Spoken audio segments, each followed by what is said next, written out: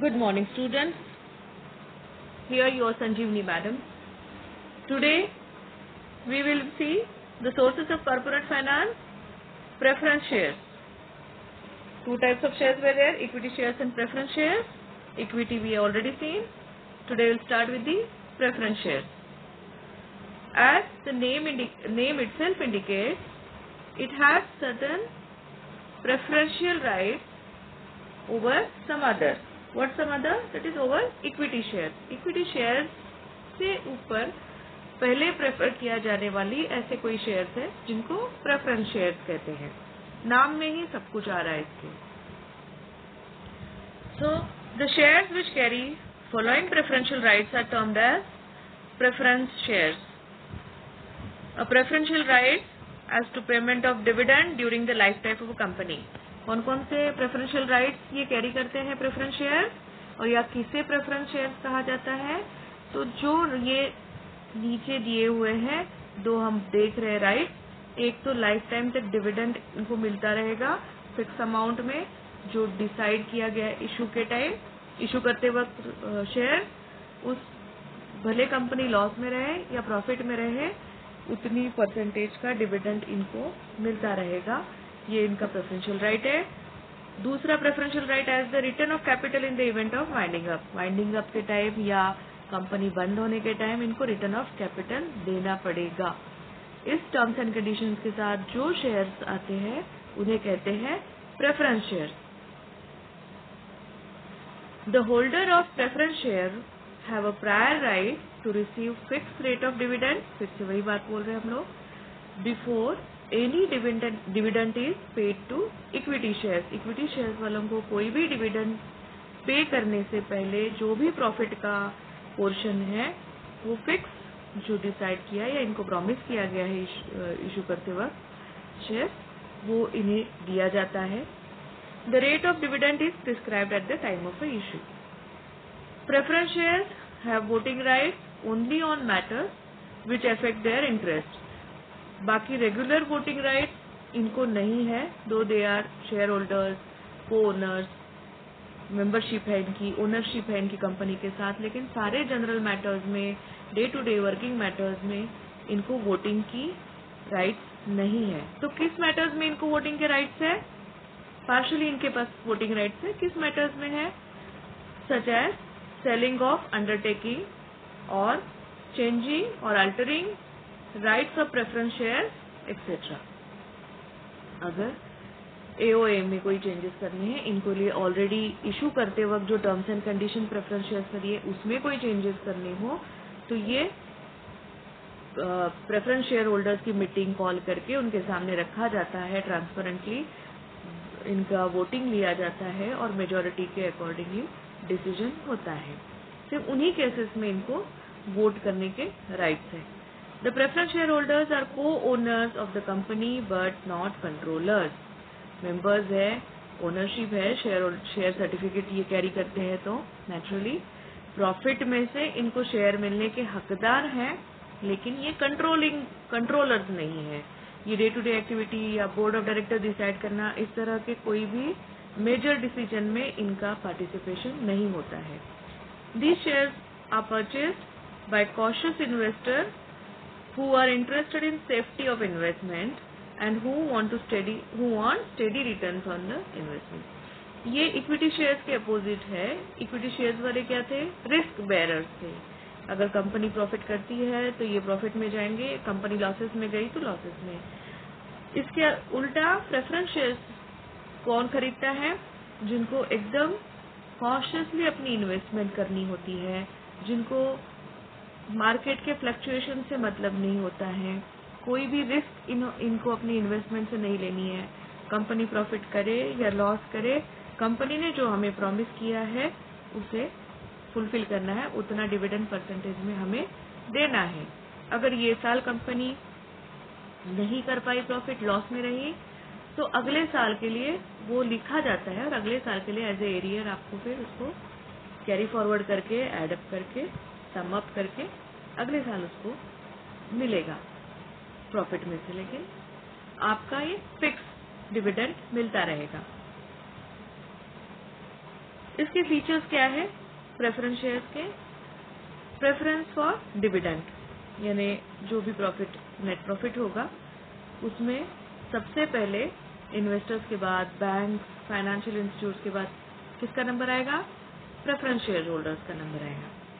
Preference shares have the first charge on the distributable amount of annual net profit. The dividend is payable to preference share holders before it is paid to equity shares. Equity shares वालों से पहले preference share holders को पे किया जाता है। Preference for repayment of capital, जब company का वाइडनिंग अप हो जाएगा या किसी कारणवश कंपनी अगर बंद करनी पड़ती है तो जो भी कैपिटल है उसको रीपेमेंट इनको करना पड़ता है। क्या बोल रहे हैं ये देखते हैं। Preference share holders have a preference over equity share holders. Equity share holders से भी पहले इनको प्रेफरेंस दिया जाता है in respect of return of capital when the company is liquidated and winding up. It saves preference shareholders from capital losses. यहाँ पर वो बिल्कुल रिस्क नहीं है उनकी अपनी इन्वेस्टमेंट की, क्योंकि उन्हें उनके इन्वेस्टमेंट या कैपिटल वापस किए जाते हैं, रिटर्न उसके ऊपर का दिया जाता है। फिक्स रिटर्न, इनका और एक फीचर है कि फिक्स जो भी अमाउंट प्रॉमिस की गई है वो आपको मिलती रहेगी। क्या बता रहे हैं? Fix return, these shares carry dividend at fix rate. The rate of dividend is pre determined at the time of issue. Issue करते वक्त ही शेयर इसका रेट, डिविडेंड का रेट उसमें लिखा रहता है। It may be in the form of fixed sum और may be calculated at fixed rate. The preference shareholders are entitled to dividend which can be paid only out of profits. Profits में से ही इनको मिलता है। Asset selling या कोई और investment के थ्रू कुछ आया है उसमें से प्रेफरेंस शेयर होल्डर्स को ये प्रॉफिट में से शेयर नहीं मिलता है। ठीक है। If the directors in financial crisis decide not to pay dividend, the preference shareholders have no claim for dividend. ऐसा भी हो सकता है कि कुछ क्राइसिस के टाइम पे अगर डायरेक्टर्स ने डिसीजन ले लिया कि इस बार बिल्कुल ही लॉसेस में है तो जो है वो प्रेफरेंस शेयर होल्डर्स को नहीं दिया जाएगा, तो they may not get anything, but whatever they get they will get the fix whatever been decided at the time of issue. Nature of a capital, ये किस तरह की capital raising है, फंडिंग है, fund raising है, तो ये permanent नहीं है। क्यों? क्योंकि आप इसको बीच में रिडीम कर सकते हो, सेल आउट कर सकते हो, इसको इक्विटी शेयर्स में कन्वर्ट कर सकते हो, किस तरह वो आगे देखा जाएगा। इक्विटी शेयर्स का कैपिटल परमानेंट था, ये कैपिटल परमानेंट नहीं है। Preference shares do not provide permanent share capital, they are redeemed after certain period of a time. A company cannot issue irredeemable preference shares. Preference capital is generally raised at a later stage when the company gets established. These shares are issued to satisfy the need for additional capital of the company. Preference shares already company existence है, market में उनका reputation है, कई साल से profit कर रही है। ऐसे टाइम लोग जो कम रिस्क लेना चाहते हैं वो लोग कैलकुलेट करके सारा मार्केट स्टडी करके ऐसे कंपनियों के प्रेफरेंस शेयर्स लेते हैं, अपना उसमें इन्वेस्टमेंट कैपिटल के तौर पे देते हैं। तो ये एडिशनल कैपिटल रेज करना हो सकता है, इनिशियल कैपिटल रेजिंग नहीं हो सकता है। ठीक है। तो जब एस्टेब्लिश्ड कंपनी की रेपुटेशन के अकॉर्डिंगली प्रेफरेंस शेयर्स खरीदे जाते हैं। एस्टेब्लिश होने के लिए कंपनी जो इनिशियल फंड रेजिंग लगता है वो इक्विटी शेयर्स के थ्रू आता है। Preference share capital is safe capital as the rate of dividend and market value does not fluctuate. ये सेफ क्यों कैपिटल है? क्योंकि डिविडेंड का रेट ऑलरेडी मेंशन्ड है कि आपको इतने % में मिलेगा, नेचुरली वो वहाँ फिक्स है तो मार्केट वैल्यू भी फिक्स है उसकी। मार्केट वैल्यू क्या है उनका feature? Market value of preference share does not change as the rate of dividend payable to them is fixed. Same चीजें फिर से हम बोल जा रहे हैं। The capital appreciation is considered to be low as compared with the equity shares. यहाँ पे थोड़ा सा इसका है कि कैपिटल एप्रिसिएशन इक्विटी शेयर वालों के कंपैरिजन में लो रहता है, कम रहता है। वोटिंग राइट्स, थोड़ी देर पहले भी हमने देखा कि सारे केसेस में इनको जनरल वोटिंग राइट्स नहीं है, लेकिन इनके इंटरेस्ट में जो कोई डिसीजन लेने हो वो उसके बारे में नेचुरली वो डिसीजन मेकिंग में प्रोसेस में इंटरफेयर करेंगे और उसके लिए उन्हें वोटिंग राइट्स है। They have voting rights on many resolutions on any resolution of the company directly affecting their rights. For example, change in terms of repayment of capital, कि भाई कितने % में देना है, कंपनी बंद हो गई है, रीपेमेंट ऑफ कैपिटल करना है तो 50% देना है, 25% में देना है कि हम 20% में दे सकते हैं। इस तरह के डिसीजन कंपनी शेयर होल्डर्स के सामने रख के सारी सिचुएशन वोटिंग लेकर मेजोरिटी के हिसाब से डिसीजन लेंगे। या dividend payable to them are in arrears for last 2 consecutive years etcetera. Suppose last 2 साल से पिछले अगर कंपनी घाटे में जा रही है, तीसरे साल थोड़ा प्रॉफिट किया तो पिछले 2 साल का, क्योंकि कंपनी ने उनको फिक्स रेट प्रॉमिस किया रहता है तो कंपनी के खाते पे लिखा जाता है इसको देना ही है। तो वो एरियर्स यानी पिछला जो समअप होता है अमाउंट वो देना किस तरह है, इस तरह के डिसीजन उनके सामने रखे जाते हैं। कंपनी की एक्चुअल सिचुएशन रखी जाती है, अच्छी हो सिचुएशन या बुरी हो सिचुएशन, और उनको उनके लिए जो डिसीजन है सिर्फ उन्हीं पोर्शन पे वोटिंग करने के राइट्स हैं। रिस्क क्या है इसमें? The investors who are cautious generally purchase preference share. जो ध्यान पूर्वक अपनी इन्वेस्टमेंट करना चाहते हो, कोई रिस्क नहीं लेना चाहते कि लॉस हो जाए या जीरो हो जाए इन्वेस्टमेंट, प्रॉफिट ही प्रॉफिट बनाना चाहते हो, ऐसे लोग प्रेफरेंस शेयर्स ही प्रेफर करते हैं। रिस्क बेरर इक्विटी शेयर्स ले रहे थे, they were enjoying whatever the profits and losses of the company. Safety of capital and steady return on investment are advantages attached with preference shares.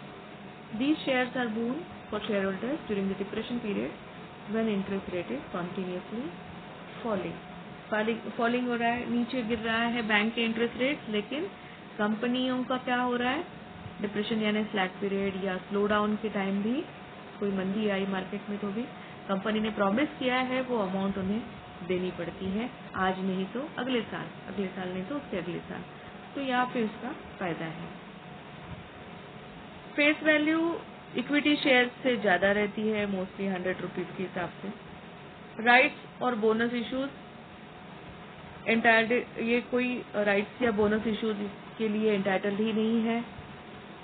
Nature of investor, ये किस प्रकार के लोग, कौन से नेचर के लोग इन्वेस्ट करते हैं इसमें। Preference shares attract moderate type of investors who are conservative, cautious, interested in safety of capital, who want steady return of investment, generally purchase preference shares.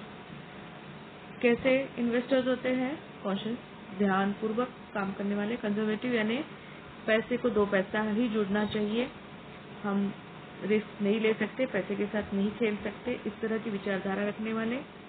Capital को अपने सेफ रखने वाले, जिनको एक फिक्स अमाउंट हर महीना चाहिए, स्टेडी इनकम, इस तरह का माइंडसेट रखने वाले, ऐसे लोग ये प्रेफरेंस शेयर्स के इन्वेस्टर्स होते हैं। क्या टाइप्स हैं प्रेफरेंस शेयर्स के? Redeemable, irredeemable, convertible, non convertible, participating, non participating, cumulative, non cumulative preference share. सब देखेंगे डिटेल्स में हम लोग। We will start with this last, cumulative and non cumulative preference share. Cumulative share क्या है? Are those share on which dividend goes on accumulating until it is fully paid.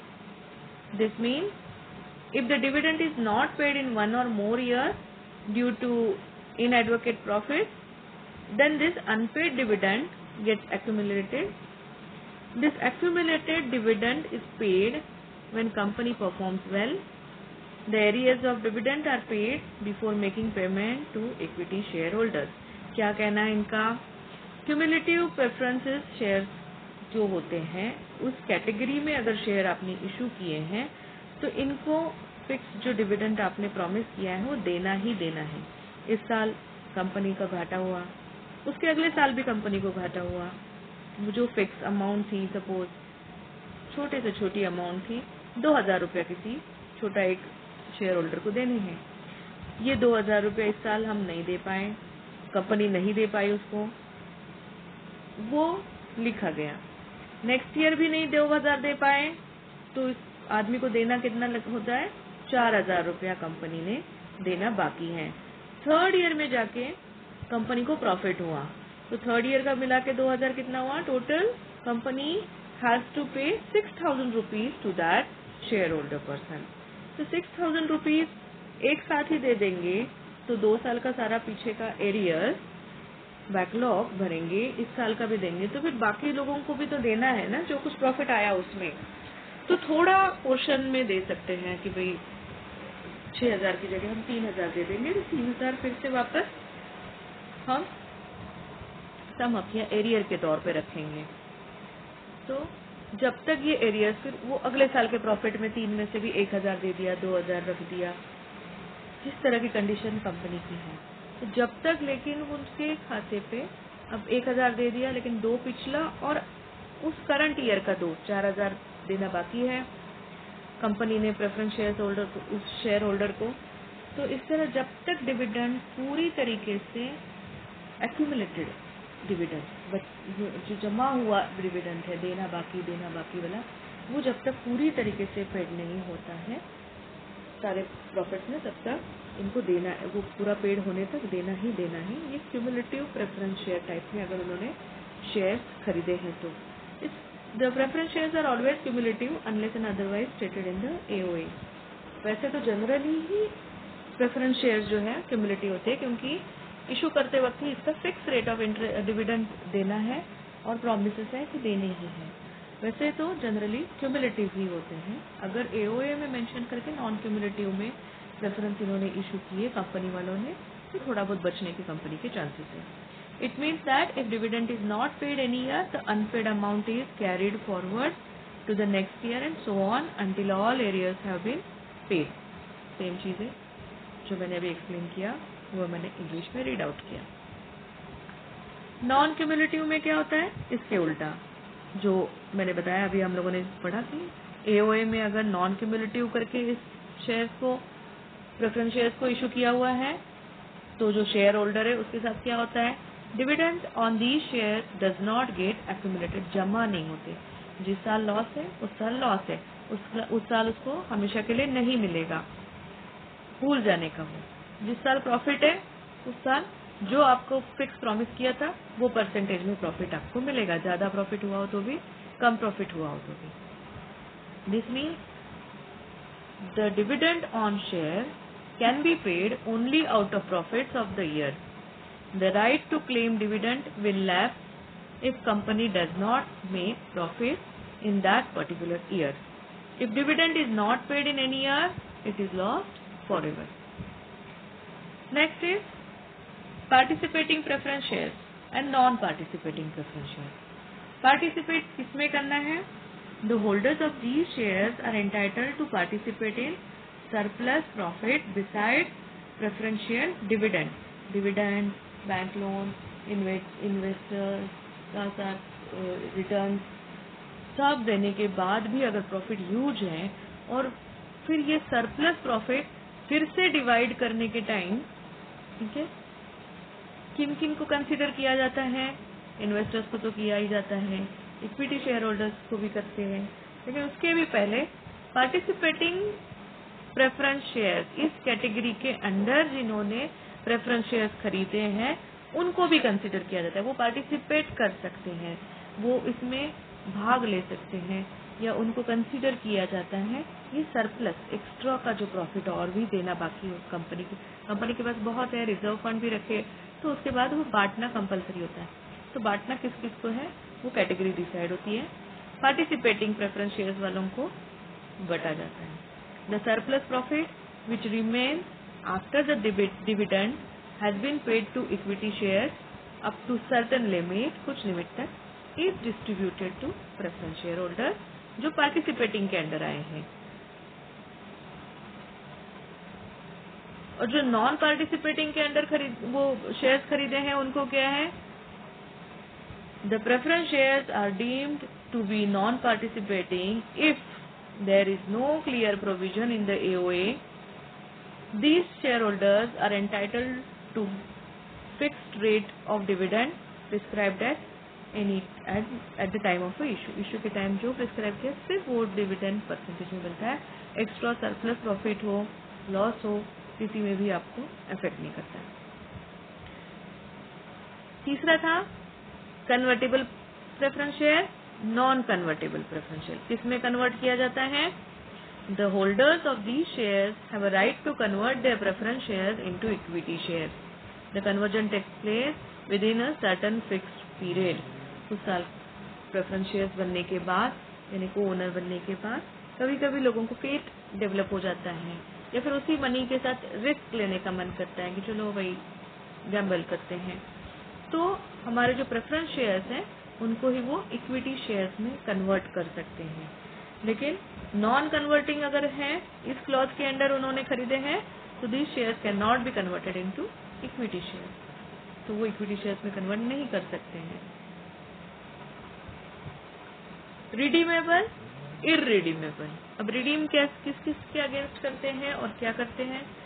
Shares which can be redeemed after certain fixed period of the time. कुछ साल आपको पहले तो preference share holder ही रहना ही पड़ता है, उसके बाद आप चाहे तो उसे रिडीम कर सकते हैं।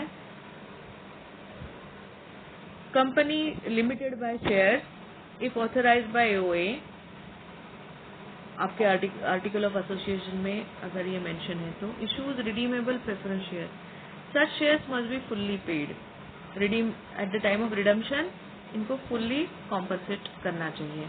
These shares are redeemed out of divisible profit only. किस किस के अगेंस्ट होता है इनका?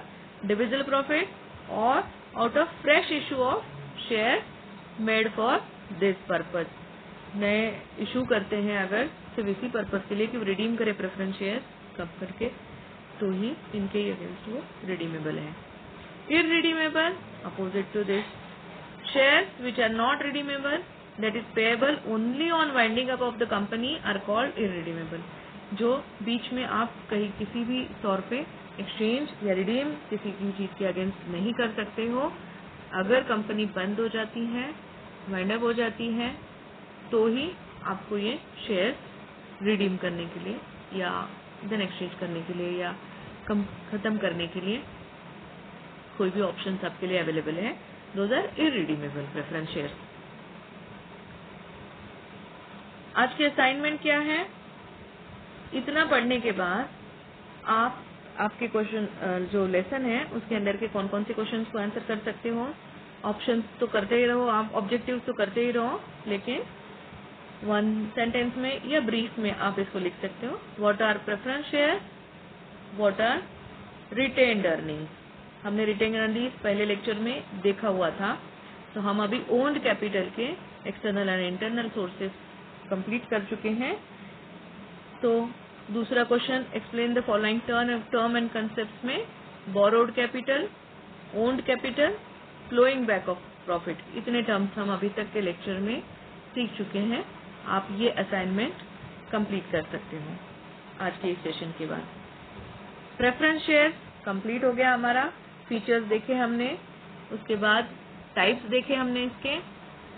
ये था end of your owned capital, खुद का कैपिटल रेज करना, इंटरनली रिटेन्ड अर्निंग्स के थ्रू, एक्सटर्नली शेयर्स के थ्रू।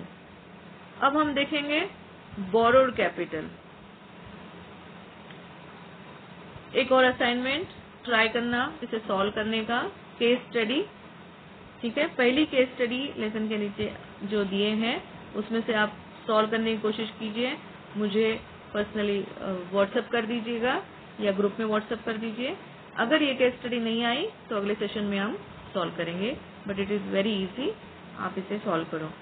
अब हम जाते हैं, शुरुआत थोड़ी सी करते हैं इंट्रोडक्शन के तौर पे बोरोड कैपिटल के बारे में।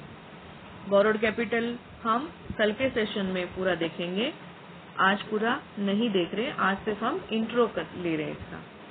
बोरोड कैपिटल यानी बाहर से आप किसी से उधार लेना, लोन लेना। Only owned capital is not sufficient to carry on all business activities of a joint stock company. बड़ी जो कंपनी होती है, जॉइंट स्टॉक कंपनीज होती है, उसके लिए सिर्फ खुद के पैसे जो जमा किए अपने, या share holders, equity share holders या ओनर्स ने अपने किए, डायरेक्टर्स ने उसमें पुट ऑन किए, फाइनेंस इंस्टीट्यूट से आपने लोन लिया, उतना काफ़ी नहीं होता है। तो आपको बाहर से भी काफ़ी सारा पैसा लगाना पड़ता है, उठाना पड़ता है। Company needs borrowed capital to supplement its own capital. अब खुद के कैपिटल को सप्लीमेंट करने के लिए बोरो करना पड़ता है पैसा। Every trading company is entitled to borrow money. However, it is a normal practice to have an express provision in the Memorandum of Association. MOA में आपके इसे पहले से बता के रखना है, आप इनकॉर्पोरेट करते हो उसी टाइम कि हम शेयर्स के थ्रू भी कैपिटल रेज करेंगे। Enabling a company to borrow money. MOA authorizes company to exercise borrowing powers, whereas Article of Association AOA provides as to how and by whom these powers shall be exercised.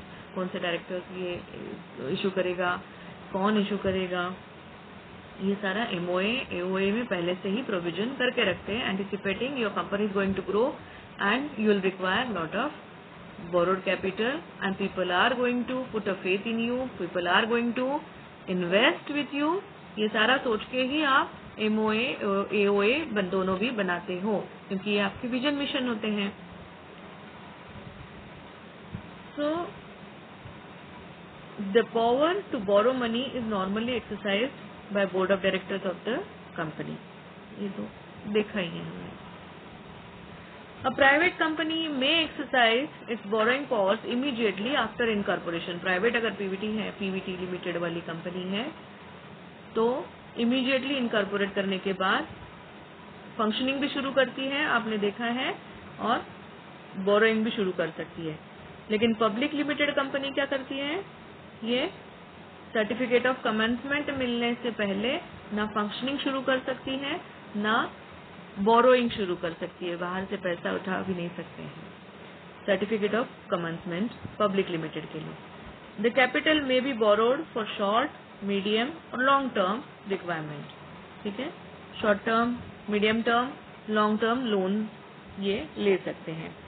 It is better to raise borrowed capital at a later stage of a company's business when company want to expand और diversify its business and it requires additional capital. Actually advisable कब है, जब company पहले अपने लागत से शुरू करो और थोड़ा एक्सपांड करने के टाइम जब एडिशनल चाहिए आपको, उसी टाइम आप ये बोरो करो। लेकिन अगर आपके पास अपना पैसा नहीं है बिल्कुल भी, तो आप शुरुआती दौर में भी इनिशियली भी जा सकते हो बोरो करने के लिए।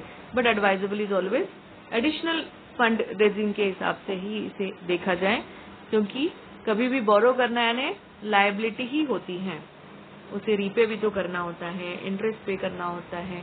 शुरुआती दौर में कंपनी के ये सारे एक्सपेंसेस शायद हम लोग बेयर नहीं कर सकते हैं, so it is advisable. This additional capital can be raised by, अब ये borrowed capital कौन कौन से तरीके से हम ले सकते हैं? इशू ऑफ डिबेंचर्स, एक एक्सेप्टिंग डिपॉजिट और बॉन्ड्स के थ्रू, और loan from commercial banks and financial institutions etcetera. इतने तरीकों से, ये 4 तरीकों से हम पैसा बाहर से उधार ले सकते हैं। इन चारों को डिटेल में देखना, ये हमारा लेसन है जो हम कल देखेंगे। Interest is paid on borrowed capital, it is paid at fixed rate, borrowed capital is repayable after a specific period of time. Self explanatory, बार बार बोल रहे हैं हम लोग। So thank you students, that's all for the day today. ठीक है, तो असाइनमेंट कंप्लीट करना। बोरोड कैपिटल का इंट्रोडक्शन हम लोगों ने देखा हुआ है, कल हम इसके डिटेल्स देखेंगे। Thank you, bye.